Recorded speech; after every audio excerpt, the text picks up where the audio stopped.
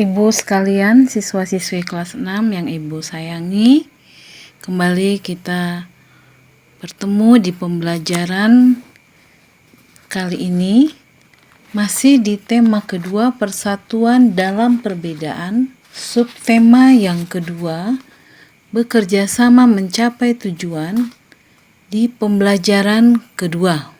Persiapkan diri kalian untuk belajar dengan baik. Kemerdekaan yang diraih oleh bangsa Indonesia tidak lepas dari makna yang terkandung dalam sila ketiga, yaitu persatuan Indonesia.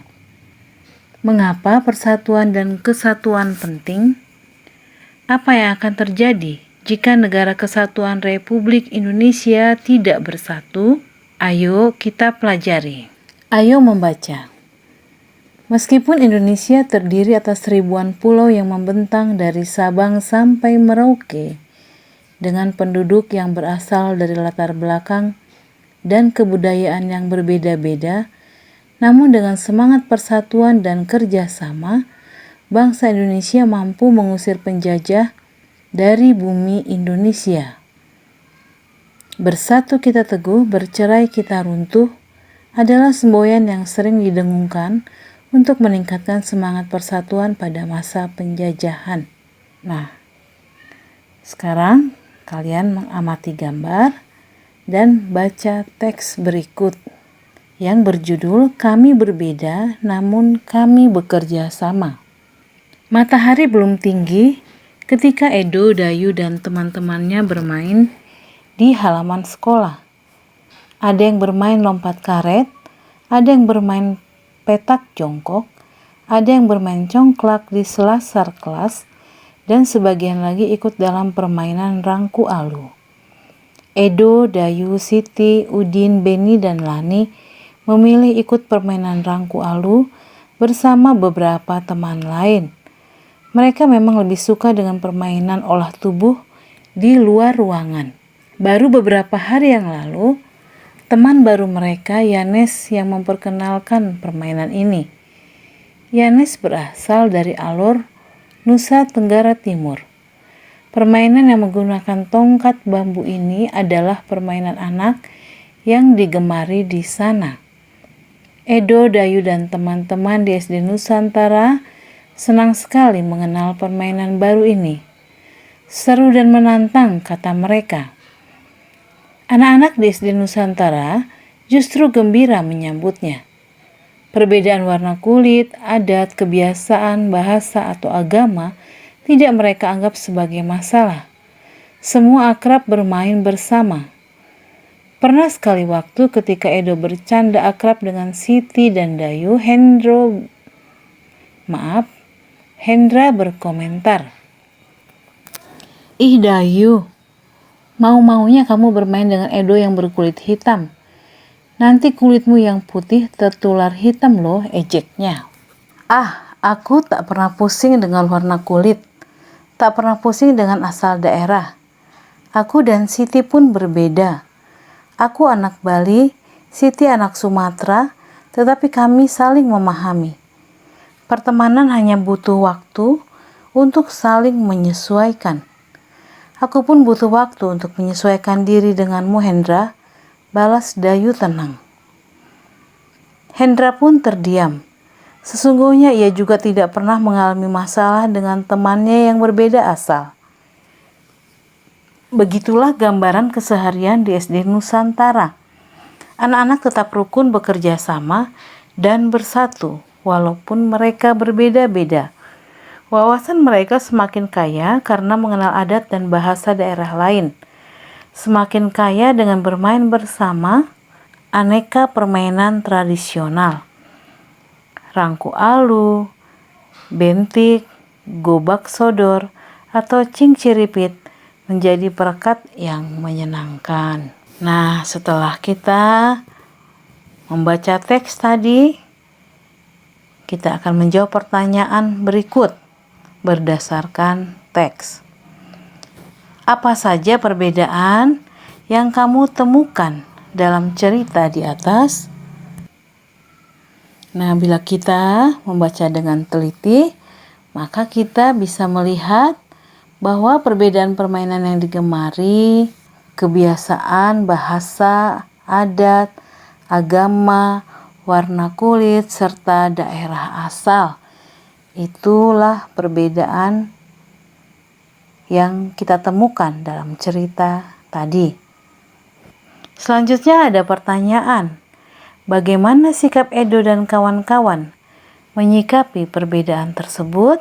Edo dan kawan-kawan tidak peduli dengan perbedaan yang ada.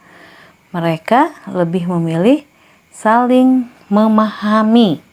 Berikutnya pertanyaan, apakah perbedaan menghalangi mereka dalam melakukan kerjasama? Jelaskan.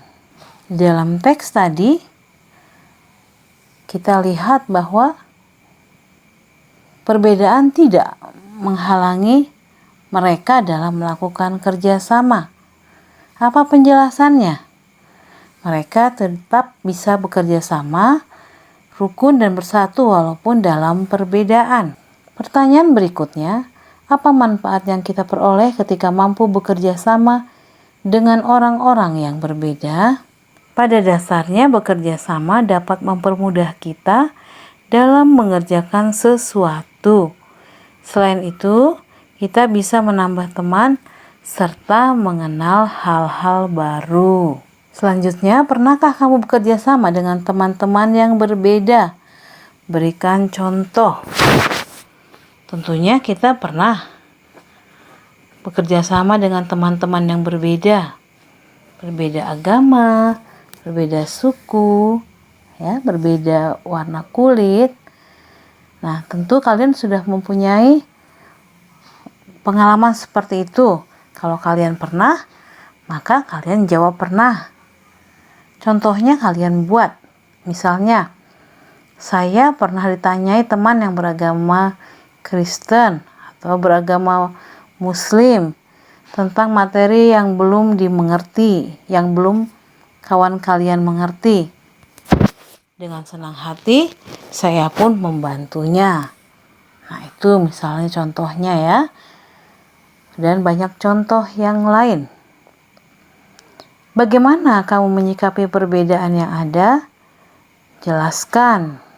Nah, perbedaan itu bukan penghambat yang perlu dihindari. Justru dengan perbedaan membuat kita mengenal hal-hal baru dan pastinya memperbanyak teman. Pertanyaan berikutnya, jelaskan manfaat kerjasama dan persatuan dalam kehidupan sehari-hari. Nah, kita bisa menjelaskannya dengan bekerja sama dan persatuan, apapun pekerjaan akan terasa lebih mudah. Selain itu, keutuhan Negara Kesatuan Republik Indonesia tetap terjaga. Itu manfaat kerjasama dan persatuan dalam kehidupan kita sehari-hari. Selanjutnya, ayo berkreasi. Tahukah kamu bahwa kerjasama dan persatuan juga penting ketika kamu menampilkan tari secara berkelompok? Nah, karena kebetulan di tempat kita etnisnya etnis Batak kebanyakan, kalian lihat bagaimana kalau sedang manortor, ya. Di dalam tarian tortor pun kita lihat bahwa ada kerjasama dan persatuan, sehingga tortor tersebut menjadi menarik dan membawa keasikan tersendiri bagi orang yang menonton dan yang ikut serta dalam tarian tortor tersebut. Apakah kamu masih ingat tentang pola lantai ketika menari? Jelaskan. Nah, kita sudah mempelajari bahwa pola lantai merupakan suatu pola yang menentukan arah perpindahan atau pergeseran posisi serta menentukan gerakan yang harus dilakukan oleh penari untuk menguasai suatu ruang. Sekarang kamu akan menerapkan pola lantai tersebut dalam tari indang yang berasal dari Sumatera Barat. Amati gambar dan baca penjelasannya. Pola lantai dalam tari indang, kalian lihat nomor 1, gerakannya, uraian gerakannya. Tangan kiri menumpu tangan kanan sehingga membentuk sudut siku-siku, sembari menggerakkan ujung-ujung jari agar berbunyi tuk. Dilakukan bergantian selama 3 kali. Kemudian tangan kanan diayunkan ke arah kiri sehingga posisi tangan kanan menumpu tangan kiri. Kemudian gerakan yang kedua, tangan kanan ke depan, kemudian memukul lantai bagian depan badan. Sedangkan tangan kiri ke belakang, kemudian memukul lantai bagian belakang badan. Dilakukan secara bergantian selama 3 kali. Selanjutnya, tangan kanan dan kiri ditarik ke arah badan membentuk sudut siku-siku, atau tangan kiri menumpu tangan kanan. Selanjutnya, gerakan yang ketiga, tangan kiri ke depan, kemudian memukul lantai bagian depan badan. Sedangkan tangan kanan ke belakang, kemudian memukul lantai. Dilakukan secara bergantian selama 3 kali. Selanjutnya, tangan kiri dan kanan ditarik ke arah badan membentuk sudut siku-siku, atau tangan kanan menumpu tangan kiri. Kemudian, gerakan yang keempat, ulangi gerakan nomor 2. Pola lantainya tetap seperti itu. Ya, lurus. Selanjutnya lihat nomor 5, ulangi gerakan nomor 3. Berikutnya uraian gerak nomor 6, posisi badan ke arah kanan, kedua tangan diletakkan di atas paha kanan, tangan kanan di atas tangan kiri, kemudian pergelangan kedua tangan digerakkan, kaki digerakkan selama 4 hitungan. Nomor 7, posisi badan ke arah kiri, kedua tangan diletakkan di atas paha kiri, tangan kiri di atas tangan kanan, kemudian pergelangan kedua tangan digerakkan, kaki digerakkan selama 4 hitungan. Nomor 8, ulangi gerakan nomor 6. Jadi kiri kanan, kanan kiri seperti itu ya. Nomor 9, ulangi gerakan nomor 7. Bertukar arah. Nomor 10, posisi badan ke arah kanan, kedua tangan diletakkan di atas paha kanan, tangan kanan di atas tangan kiri, kemudian pergelangan kedua tangan digerakkan, kaki digerakkan selama 4 hitungan. Nomor 11, posisi badan ke arah kiri, kedua tangan diletakkan di atas paha kiri, tangan kiri di atas tangan kanan, kemudian pergelangan kedua tangan digerakkan, kaki digerakkan selama 4 hitungan. Nah, sekarang saatnya kamu mempraktikkan pola lantai dan gerakan tari indang. Perlahan-lahan kalian ikuti dengan mengikuti petunjuk yang ada. Tari indang biasanya ditampilkan secara berkelompok sehingga diperlukan panggung yang luas. Panggung di sekolahku memiliki panjang 4,5 meter, lebar 3,5 meter, dan luas 15,75 meter persegi. Panggung tersebut cukup menampung kelompok tari di kelasku. Ayo berlatih. Ukuran panggung di sekolah Edo dinyatakan tadi dalam bentuk desimal. Apa yang kamu ketahui tentang bilangan desimal? Kalian sudah pernah mempelajarinya. Bilangan desimal digunakan untuk menyatakan bilangan pecahan ke bentuk biasa, tetapi menggunakan tanda koma sebagai pemisah antara bilangan bulat dan bilangan pecahan. Jelaskan setiap angka yang terdapat pada bilangan tersebut. Nah, misalnya ada soal 4,5 meter. Maka kita bisa menjelaskan 4 itu sama dengan bilangan satuan, 5 sama dengan bilangan persepuluhan. Contoh lain, 3,5 meter. Nah, 3-nya merupakan bilangan satuan, 5-nya itu sama dengan bilangan persepuluhan.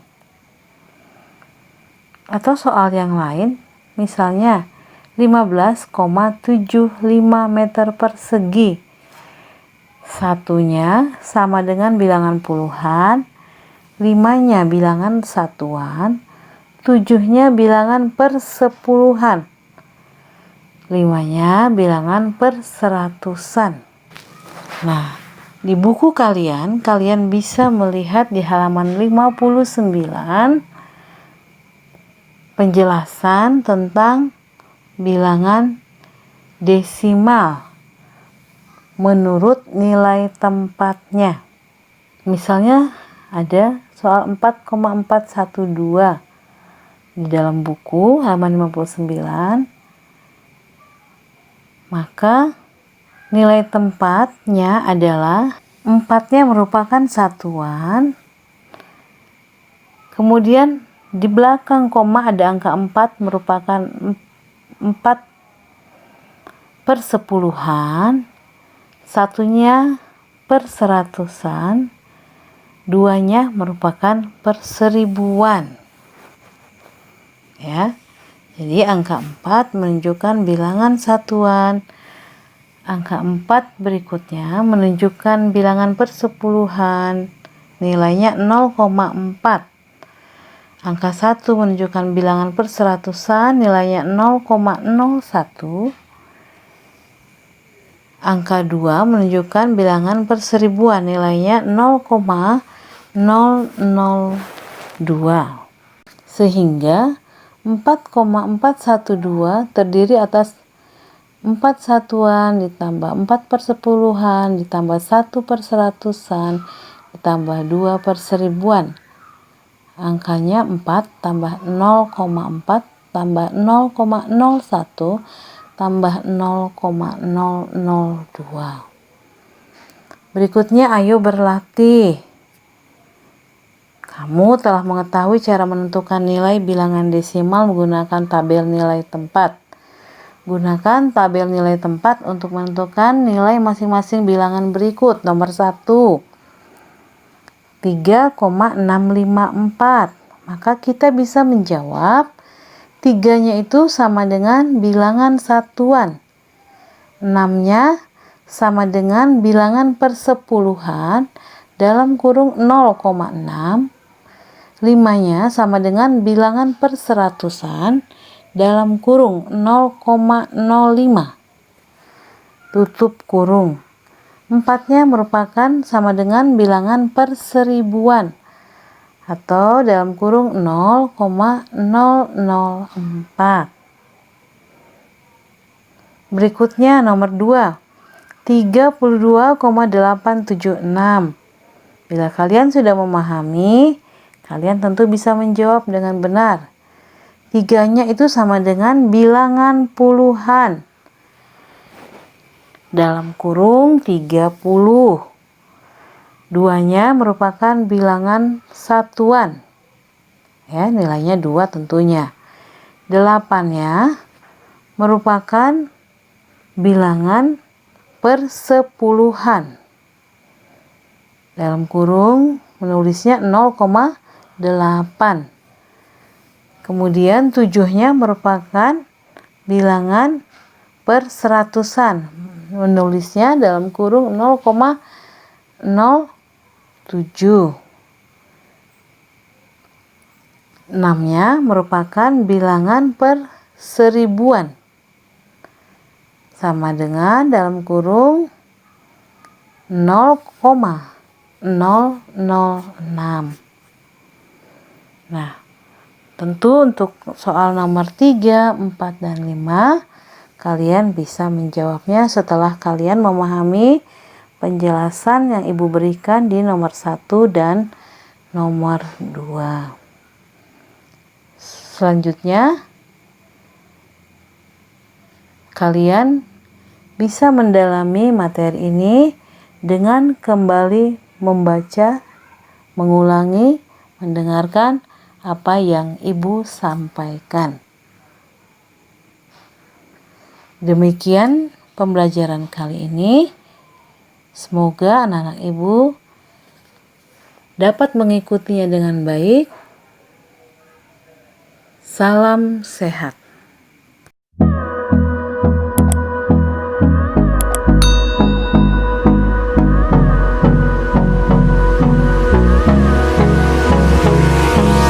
Hold me close till I get